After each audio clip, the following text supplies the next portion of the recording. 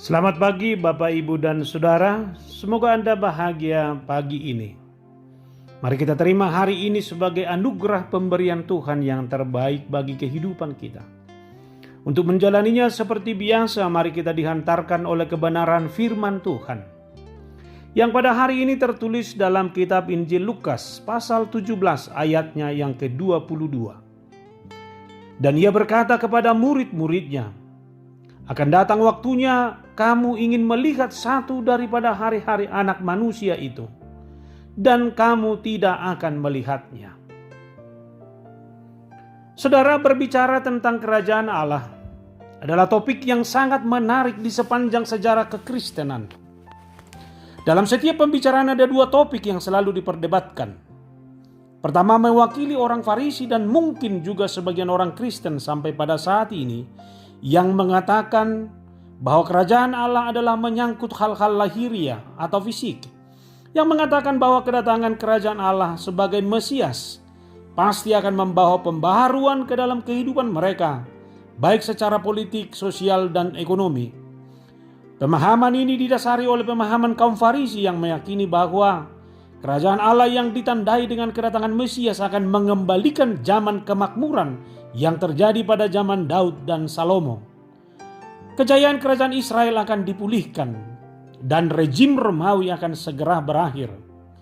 Kemudian pendapat yang kedua mengatakan bahwa hal kerajaan Allah jangan pernah diartikan dalam pengertian fisik atau lahiriah saja, melainkan sebagai luapan sukacita dan rasa syukur karena Allah ada bersama kita di dalam Yesus Kristus.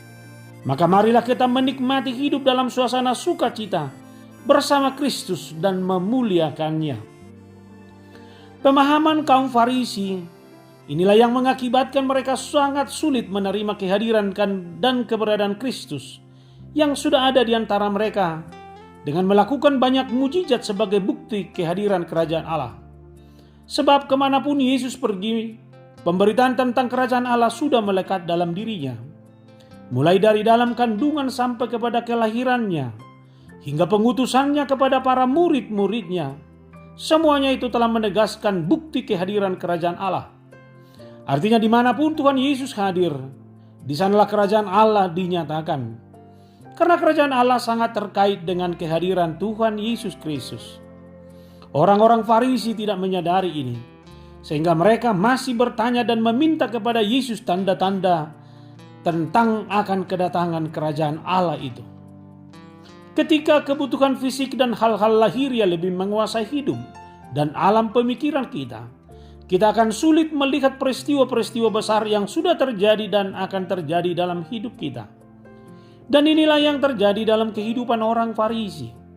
Mereka sendiri telah mendengar langsung pengajaran-pengajaran Yesus dan segala mujizat yang dilakukan oleh Yesus sebagai tanda akan kehadiran kerajaan Allah. Namun mereka tidak dapat melihat itu. Mata mereka menjadi buta karena mereka hidup lebih dikuasai oleh hal-hal lahiriah itu.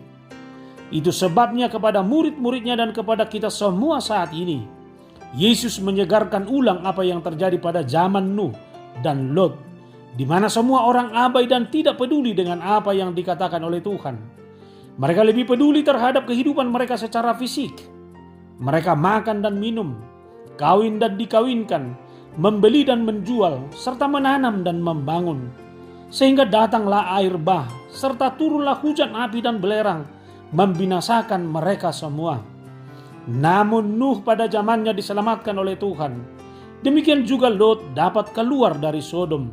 Namun istrinya menjadi batu karang, karena melihat ke belakang, tidak rela meninggalkan apa yang menjadi miliknya selama ini. Demikian halnya dengan kerajaan Allah.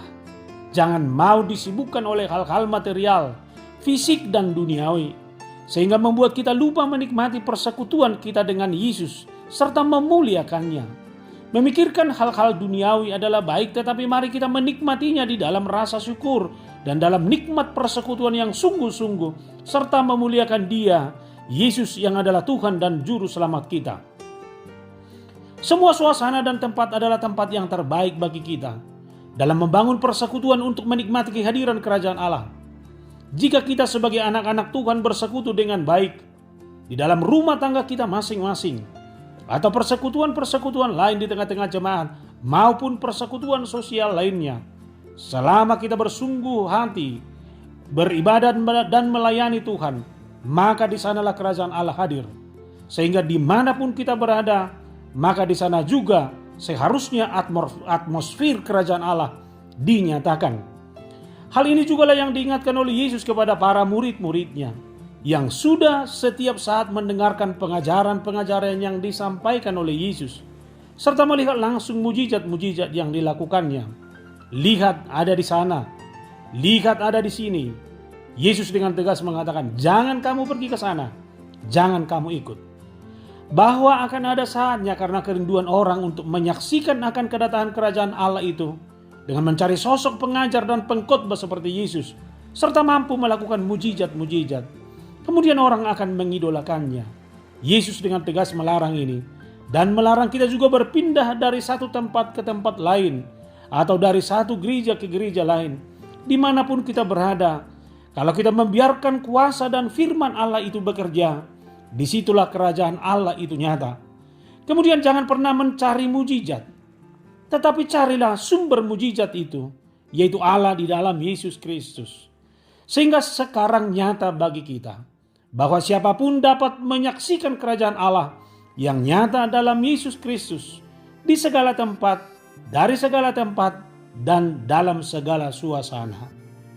Tuhan memberkati. Amin, kita berdoa. Terima kasih Tuhan yang sungguh hadir di dalam Yesus Kristus sebagai bukti hadirnya kerajaan Allah. Biarlah Tuhan hidup kami, suasana kehidupan kami, rumah kami, tempat kerja kami, dimanapun kami berada. Di sanalah kami menghadirkan atmosfer kehadiran kerajaan Allah. Kami menerima Yesus. Kami menerima pemberitaan-pemberitaan Yesus. Kami mengimaninya. Dan kami sungguh-sungguh menghidupinya.